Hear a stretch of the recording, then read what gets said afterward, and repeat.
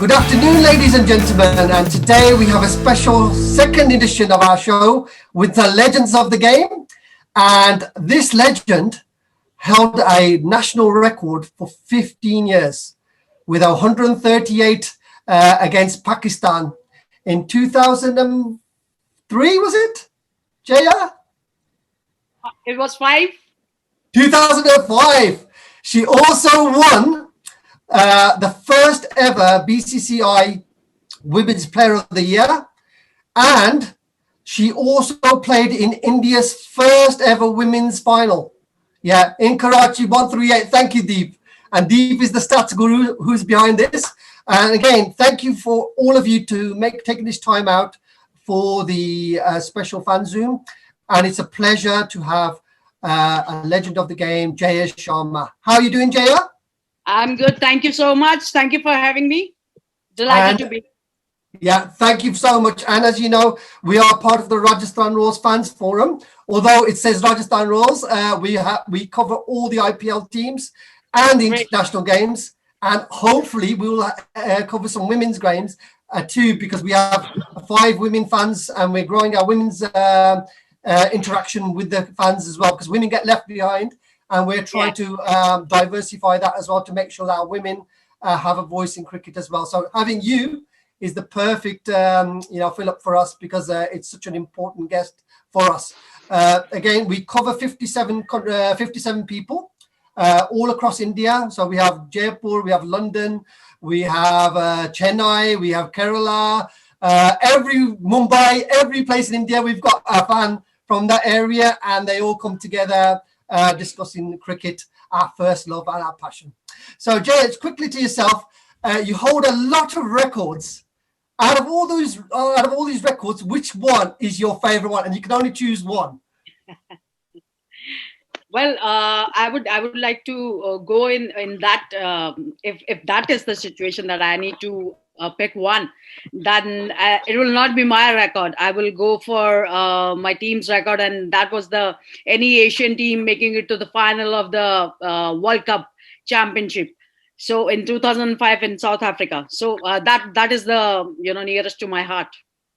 Oh wow! And how did it feel to play that final? And what was the emotion of playing a World Cup final? I just could not imagine if I was playing one. Yeah, I mean, it was great. I mean, we all, the whole team, we were so excited. And from the word go, like when we started the campaign, we all were like that we had to be in the final. We had to be in the final. So ultimately we reached the final, but unfortunately we couldn't win it, because we never had that thought in our mind that we have to win the final as well. So, but nevertheless, it was quite a journey, and a very great team effort from the Team India, and great memories from it. Oh, wow. And I have to admit, I didn't watch that match, or I didn't really follow women's cricket until they played the final in England. And so again, women's cricket is growing. Just a quick one about your childhood. When did you decide that you wanted to become a cricketer?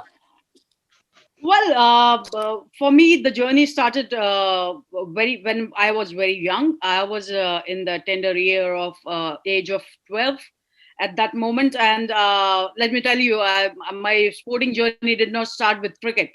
It started with football. Wow.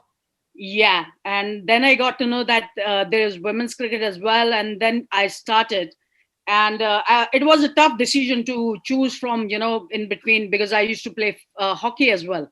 You choose between hockey, cricket, and football was your choices? So yeah, so there was a tournament in Delhi where Mr. Kapil Dev was the chief guest, and I won the youngest player of the tournament award. I walked up to him and to collect that award, and he asked me, "How old are you?" And at that moment, I was just 13 years. So he said that how old Sachin was when he made a debut for India. So you should also do something like that. So that was something very inspiring for me. And at that moment, I decided that no, I have to stick to cricket. Wow, wow. And to be fair, I've been through the similar journey with my niece. I coached my niece from the age of 5 until 13, and then she went to play county in the UK. And yeah, it's the challenge of one is finding similar Asian girls playing cricket at that level. There isn't any. And now I go say when I do my coaching, I do find a lot of more young Asian girls playing cricket in the UK, and that is so encouraging to see because the balance of boys playing cricket and girls playing cricket, I can't imagine what it's like in India, but in England it's like you do get that level. So what did your parents first say when you said, okay, I want to pick up a cricket bat or a cricket ball and play? Were they supportive, or did you have to do a fight to say? So it's a very interesting story. Generally, you get a support. In Indian families, when you go out and do something, when you decide something to go do yourself. But in my home, I got support from my mother, because my mother's parental family was all from sports, and my father's family were from education. So my father wanted me to become an engineer rather than opting sports as a profession. But my mother supported me when I was very young, and she used to take me to places where I needed to practice, and she used to sit with me and wait for me until I get over with my practice. So, but ultimately, yes, it was overall family support. My brother, my sister, my father, my mother, they all were instrumental in my success. And that is the key for any good family. And I've seen it in my family when we getting the youngsters to play cricket. When I was young, I was a talented cricketer, but what happened is my parents forced the education through to me. We didn't have a car, and in England, it's very difficult to go to cricket without a car. So again, that economic support that people don't think about, taking weekends off from work schedules and being able to take the kids to play cricket is very, very important. And without a family unit behind you, you cannot really reach the levels of sport that you've reached. And again, when you get there, you do not have the role models. And I've really find having role models, especially for if you look at our England women's cricket team, there's hardly any brown faces in there. So again, for the brown people here to want to play cricket, it's not really registering with them. When they got to the final, my niece went to me, oh, do I support England or do I support India? So it's a really, really complex situation that we find ourselves in. And again, where are you based now? Ghaziabad? No, I'm put up in Delhi, New Okay, Delhi. excellent. Oh, brilliant. Yeah. We have quite a lot of members from Delhi as well. So you've got Okay. quite a lot of people on the forum. What I'm going to do now, and I say part of this forum, is to give the opportunity to the forum members to ask you one question. We're going to try to keep it short because there's quite a lot of forum members here. I'm going to go first to Deep. Deep's been so excited to speak to you. And Deep, your question for Jaya. Right. So my question is that you average around 258 in Pakistan, in which in 3 innings you scored 1 century and 2 half centuries, and that great 138 not out knock. So as a player, how important was that series in your career, because it was in the same year when you got selected in the World Cup squad, and how that journey started for you? Well, to start with, yes, rightly said. Just after the World Cup, we went on to play the Asia Cup in Pakistan, and uh, unfortunately, I couldn't do very well with the bat in the World Cup. So I was raring to go and perform for my team. And I guess in the subcontinent, I got that chance, and I got that vibe to, I found my rhythm to go out and perform with the bat. So it was really exciting for me to score that century. And before that, I was able to get into the 90s, and the first score that I had in 90s was 96 not out against New Zealand. So I couldn't cross my century. So it was, of course, very, very close to my heart, because it was my first century.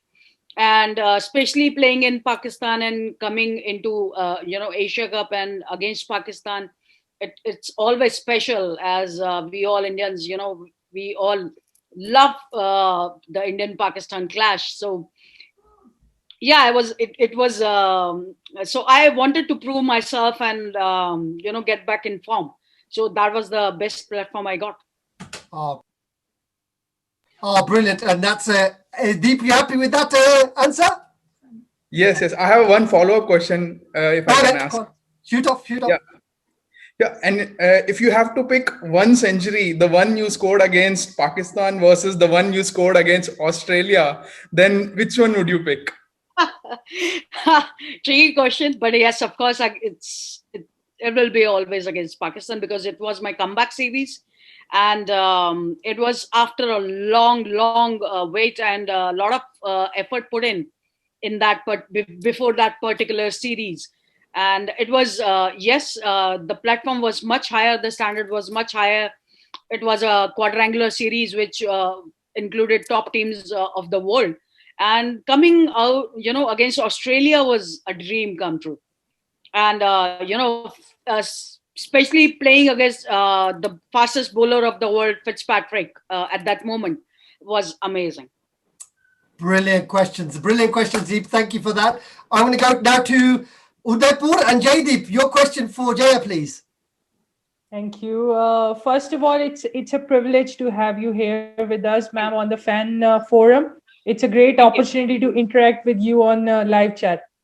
Thank you. Yeah, my question is, how do you see the future prospects of Test cricket after inclusions of shorter formats like T20 cricket and now the latest newbie T10 cricket? Is it going to help in marketing of cricket all over the world, or it's globalizing, or do you think situations are going to worsen for Test cricket, which are worse already? So see, being a cricketer, I would be having a different answer, but I just completed my MBA in sports management, so I can give you the another perspective from the globalization of the sport, that ICC is putting a lot of effort in globalizing this game, and they are working really hard in Europe as well, and many countries, to globalize this event. And yes, I mean, from a player's perspective, Test match is something we long for. I mean, it's always it's not the test, basically just the test of the technique, but it's always also a test of character. But when you see from a commercial point of view, so it's always the ROI, the return on investment, when it comes to the business part, it's always what the fans want and how we can get the more fan engagement.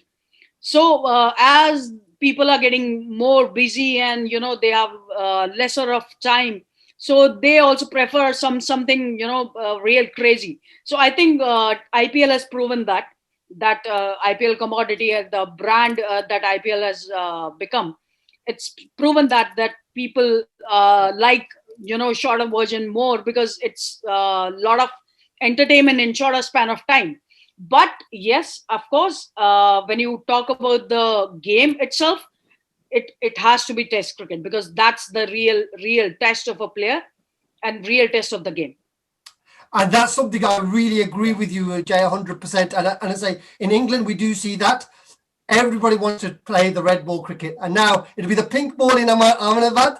And that will be another innovation, day-night cricket, where in the evening, people are more free. They can sit down as a family and watch the game of cricket. And that's going to be important innovation. Thank you, Jaydeep, for that question. I'm going to go to New Delhi and Saksham Pai. Question for Jaya, please. Good evening, ma'am. First of all, it's really exciting to be here, live interacting with you. So my question is going to be regarding women's cricket. Recently, in 2020, after the IPL, I for the first time watched the women's T20 as well, and I also read that the numbers went skyrocketing. So I wanted to ask. I have two really quick questions. First one is, what else can the BCCI do to promote the women's cricket? Are you in the favor of having a foolproof IPL tournament for the women as well? Because now we only have 3 teams playing the sport. My next question is going to be, ma'am, in your time, for women playing cricket was really difficult, but nowadays the sport has been globalized to an extent that I myself know a lot of players of women cricket team. For example, Deepti Sharma, Shefali Verma, Smriti Mandana, all those. Yeah, I mean that are really good questions. I mean, yes, definitely. We are hoping to see an IPL, coming down the line in next a year or so. But at the moment, the BCCI is doing the groundwork, because I'm also attached with the association, that is Delhi District Cricket Association. I'm chairing their selection committee right now. So I know that we have to create the talent pool right now to create a 6 or a 8 team tournament. So BCCI is working on that, and people are really looking forward to have an IPL, full-fledged IPL for women as well. Because see, we don't have a scarcity of talent. The talent is definitely there. It's just pulling the right resources at the right time. And we have seen some great tournaments like series, Dash, and then the Super 100, which you had to be in the England. But at the same time, when we used to play, yes, it was very difficult because the monetary part was not at all possible. And but the passion was also always there. And I think we are happy to lay the groundwork for this future generation and the current generation to come in and reap the rewards and skyrocket their success from the launch pad that we have given. So we are really happy as a bunch, as my teammates, and I call them unsung warriors, because they have put in so much of effort, so much of sweat into everything they have done for the Indian team and Indian women's cricket team. So it's really nice to see that Indian women's cricket is catching up really fast. And that's a brilliant question there. And again, it's world cricket, women's world cricket. And we're seeing countries that do not traditionally play cricket now entering cricket through the work. I've got friends in Argentina and Brazil, and women's cricket is growing in those areas. So it's brilliant to see the women learning from the mistakes of the men, I could say, and then being able to take the game worldwide. And the more worldwide the game gets, we'll have the Commonwealth Games. It'll be a women's game in the Commonwealth Games in my hometown of Birmingham, and I'll be at Edgbaston watching all the games. So I'm just looking so forward to looking through that. And if India wins the gold medal, I'm sure the IPL will then follow for women's, and the game will blow up in India. I'm going to move to London and Vinay. Vinay, do you have a question for Jaya? Yeah. Hi, Jaya. How are you doing? Hi. I'm good. Thank you. How are you? Yeah, good, thank you. I just wanted to ask a quick question, because there's been some good questions so far. It's more around if you weren't doing cricket, was there a profession that you would have been doing as an like what would you be doing if you weren't doing cricket? What would your aspiration be, and more from another professional point of view?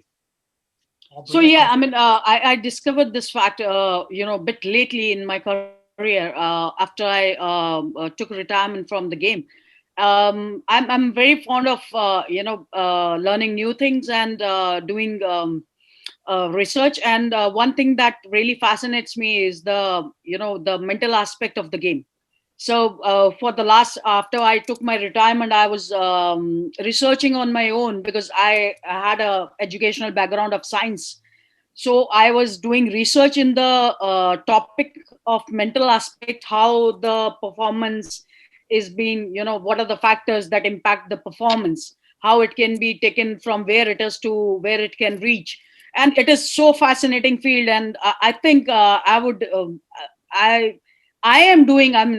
trying to pursue that career right now, as to be a mind conditioning coach and a high performance and mind conditioning coach, because I think that component is really overlooked. I mean, from my experience of playing at the international level, so there is a huge vacuum when you go from a domestic circuit to an international level, and it takes a huge time to acclimatize to that level and to produce performances that will contribute towards the country's achievement. So I think my role right now is to give that platform and that awareness to the younger lot. So if I took 10 years to reach where I am right now, they should take lesser number of years at that place bit quickly. That's a brilliant question again, Vinay. Thanks for that question. And it is that movement from amateur cricket to professional cricket. It's such a big jump. Even when you move from hardball, softball to hardball, for a child of 10 years old, that mental thing of moving to, finally you can get hurt from a ball is such a big thing. And a lot of the coaches here and in my coaching, I get them slowly into the mental aspect of playing a hard ball and wearing the pads and stuff like that. So even for professional coaches, and especially in the women's game, that mental mind over matter is what separates the really good players from the top players.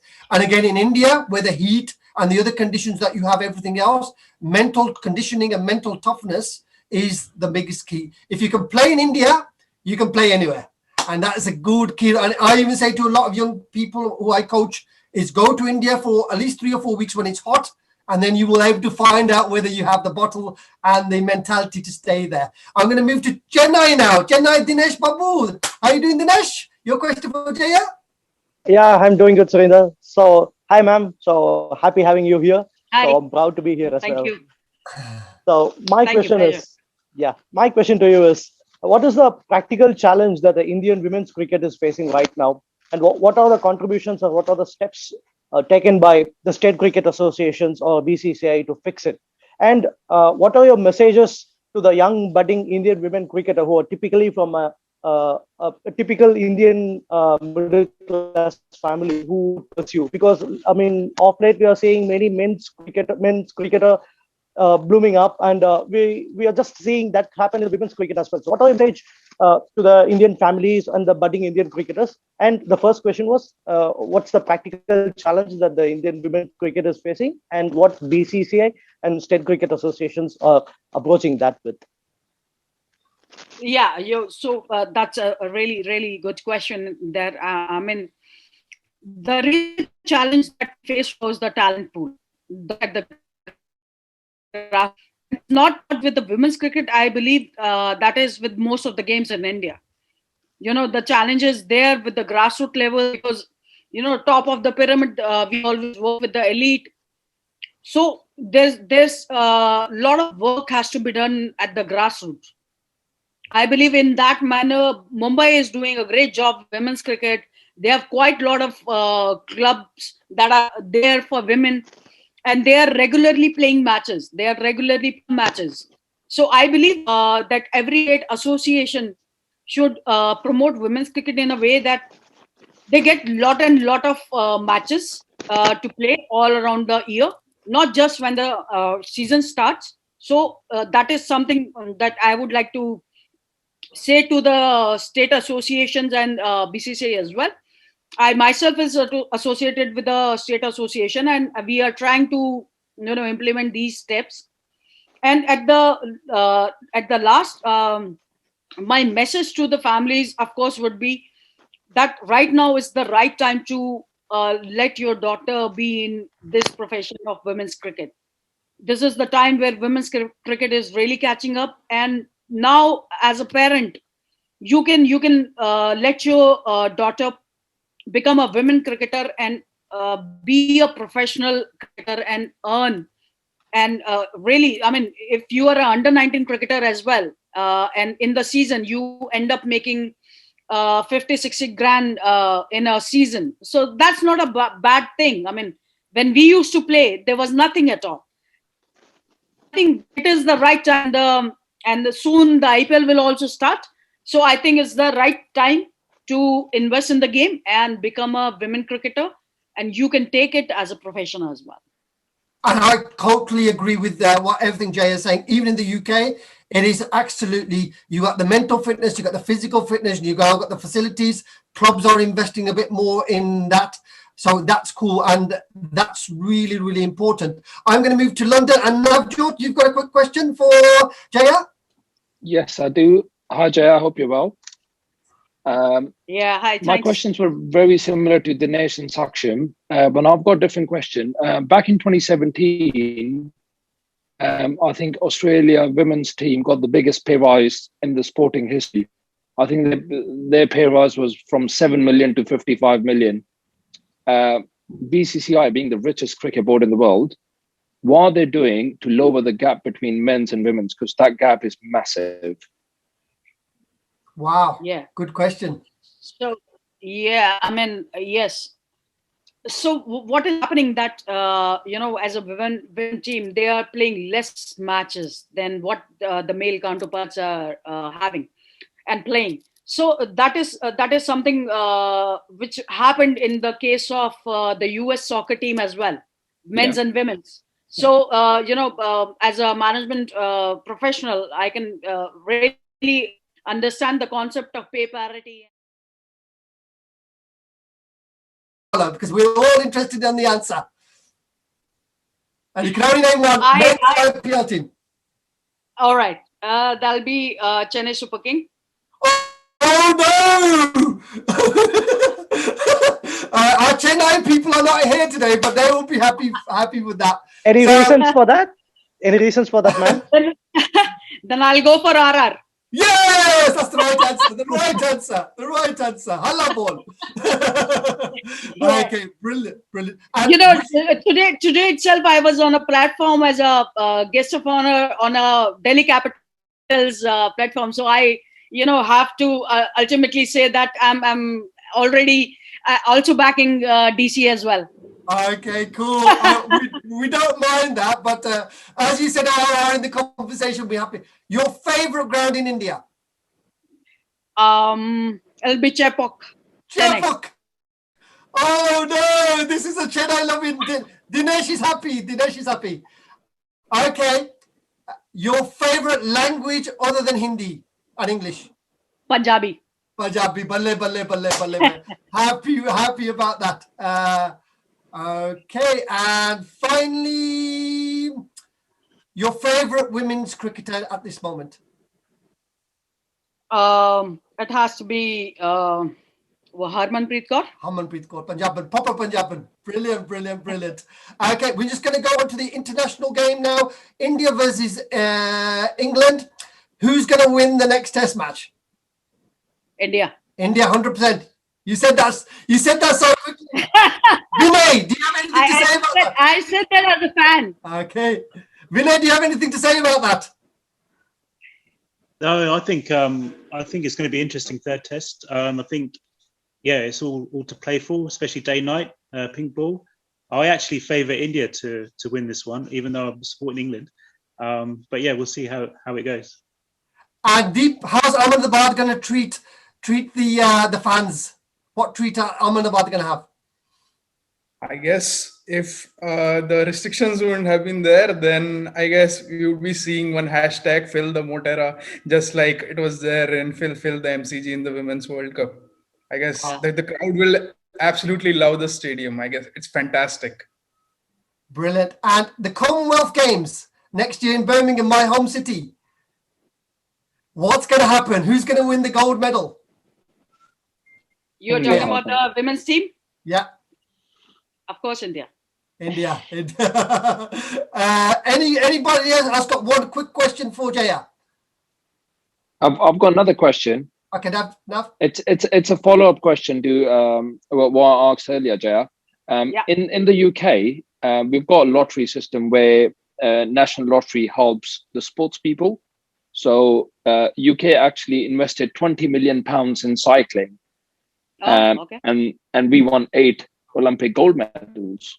Right. Why doesn't BCCI or other sports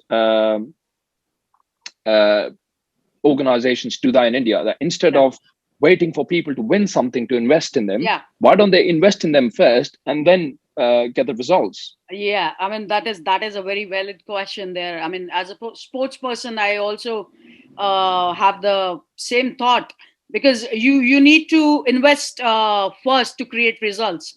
And absolutely. I believe that if we can invest in more and more athletes, we'll be able to produce more results and we'll be able to have more medals. But right now, with the the Indian budget that came just a few days back, there was first time the sports budget was there.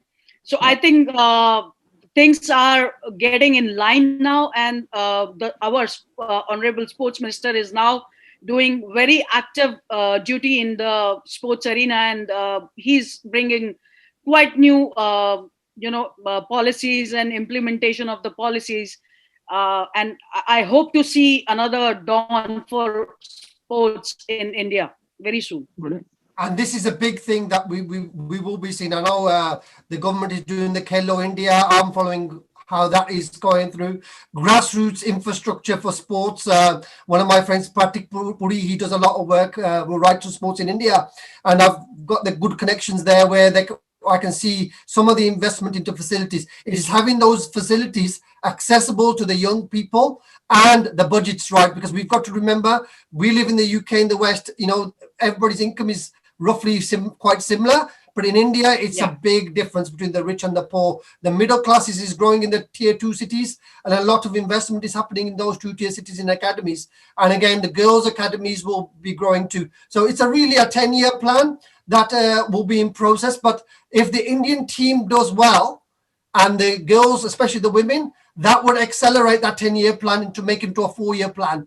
And again, health and fitness, mental thing, the academies, the IPL. It's an exciting time to be an Indian woman to enter cricket. However, we needed the legends like Jaya herself, with those brilliant records and somebody to look up to. I think in cricket, that is the big thing. Once you have a role model or somebody who has achieved something in the game, and that person is accessible, like today we're in this forum, we're connecting India and also the UK and the rest of the world on this social media. It gives us that opportunity to think, wow, and remember these legends in the past. Last time we had Roland Butcher, and that was fantastic. This conversation has been absolutely brilliant, and I really, really thank all the panel for taking their time out on a Sunday to watch this and participate, and also for Jaya, especially for your time and effort. One final question, Jaya, before we run out of time. What do you hope and expect to happen to you in the next couple of years? What do you want to be? A coach, a manager, anything like that? I would like to be a sports administrator. That's what I'm looking forward to, and because we really lack, sports administrators in India. The professionalism that has to be there for the players, and somebody from the players' side who can represent them well and understand their part as well. So that's what I aim to do. Oh, brilliant. And again, that's another part of the game that we've got to really concentrate on improving. The more players that you have, the better agents you have, the better contacts you have, and that will all help improve the game. Thank you once again, everybody, for joining us. It's been a fantastic Fanzoom. I've really enjoyed having Jaya here. I'm so honored to have you on our platform. Thank you. Please follow us on our YouTube channel and our Instagram, Rajasthan Runs Fans Forum on Instagram, and we will also start having a international Fanzoom very soon and talk about India versus England. So I'm going to go for an Indian victory. Hopefully we get India victory and get India to Lords against New Zealand in the final. Thank you so very much for joining us. Thank you. Bye-bye. Thank you. Thank you.